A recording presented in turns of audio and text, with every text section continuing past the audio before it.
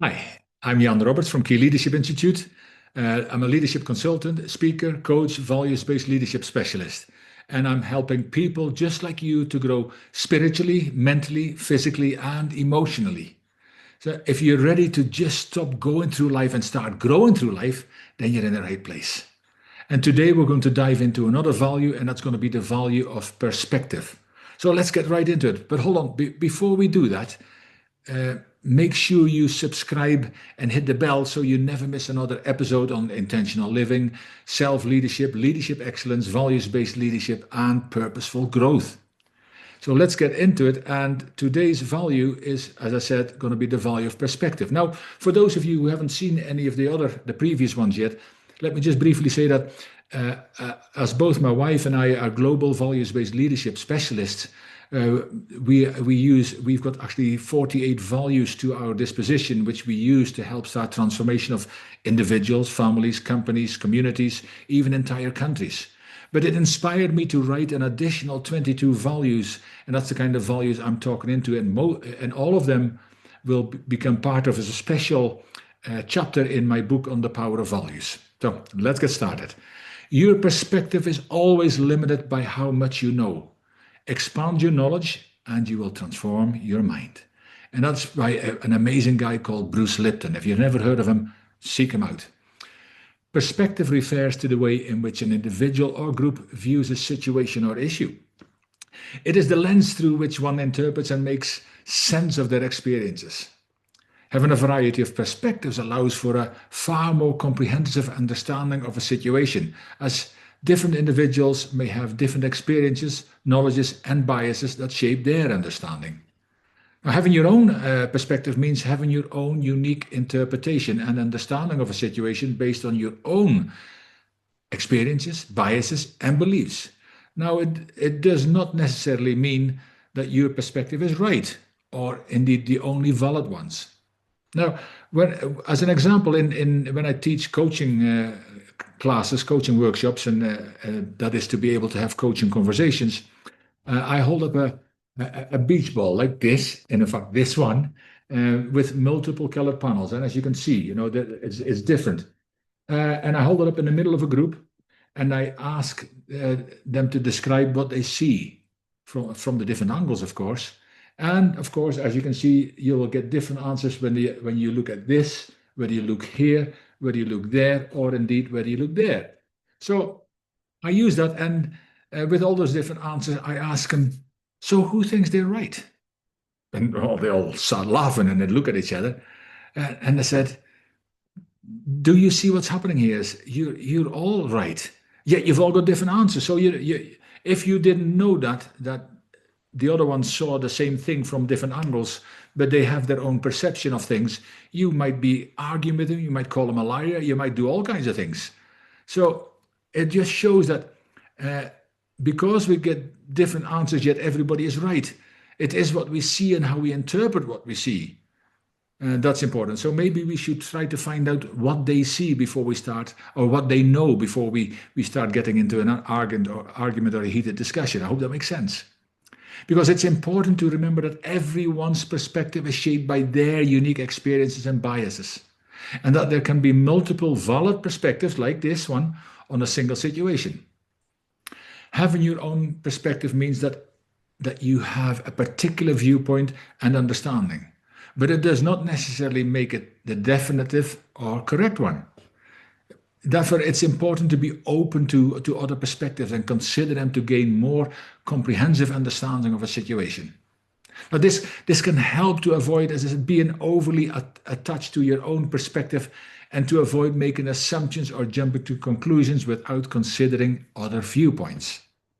And additionally, having multiple perspectives can lead to more creative and effective solutions to problems, as different perspectives can bring new ideas and new approaches to the table.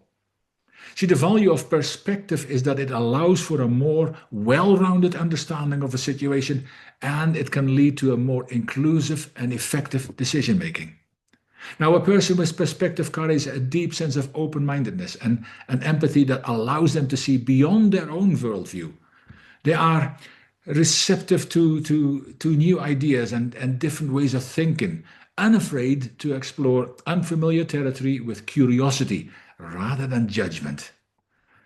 Self-awareness plays a vital role. See, people who practice this recognize how their own experiences and biases shape their understanding of the world.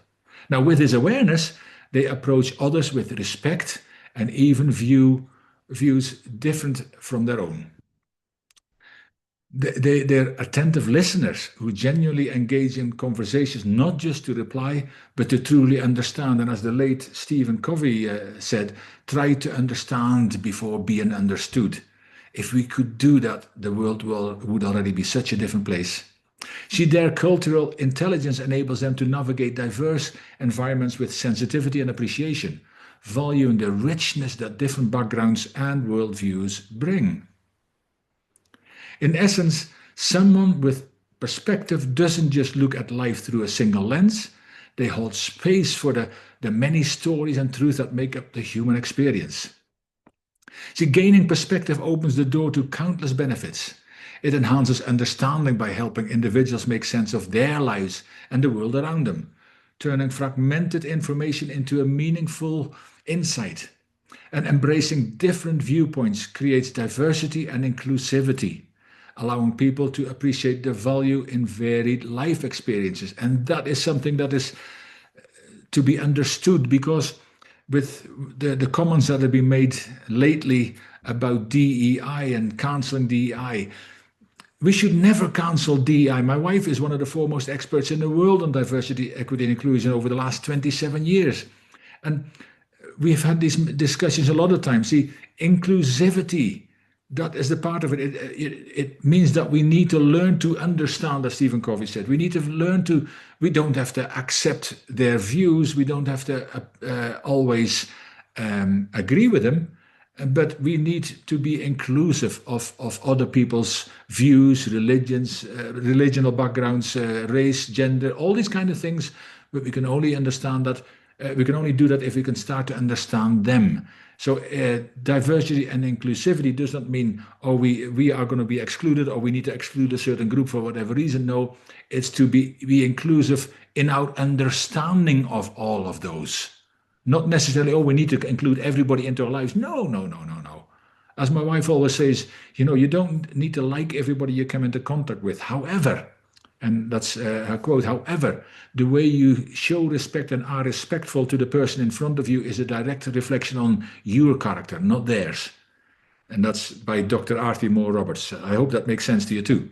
I went off the rail a little bit there, but what this does in turn, it leads to more thoughtful and effective decision making, and solutions informed by multiple lenses, be inclusive, tend to be more creative, inclusive, and indeed resilient. Again, I hope that makes some sense to you, because perspective, what it does is actually deepens empathy by allowing people to step into someone else's shoes and connect on a human level. It also fuels personal growth, prompting self-reflection, challenging assumptions, and encouraging a willingness to evolve.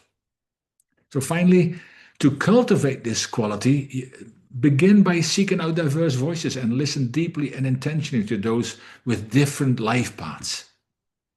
Question your own assumptions with courage and humility. And engage in honest, respectful conversations that stretch your thinking. Step outside your comfort zone regularly and stay open to transformation as new experiences reshape your view.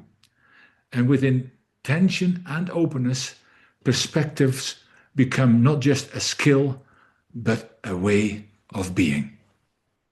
Now, I hope that made some sense to you. And if you enjoy that, I thank you for watching already.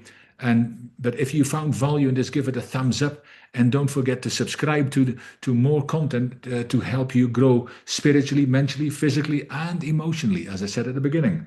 And of course, hit that bell so you never miss another episode. And I've got quite a few of them. I now bring them weekly, a few of them. But more importantly, I would love to hear your thoughts. What stood out for you most today? If you drop a comment below, it makes it more engaging, and we can start a conversation. because you really matter in this whole approach, and I'm so interested what your thoughts are. But and also, if you're serious about living a life of purpose and becoming a better leader, and we're all leaders anyway, check out the links in the description for resources, coaching, and also ways to connect. Remember, you have a choice. So choose to lead with purpose, live with intention, and never stop growing. Until next time, keep showing up for your best life because you matter. Thank you. Take care.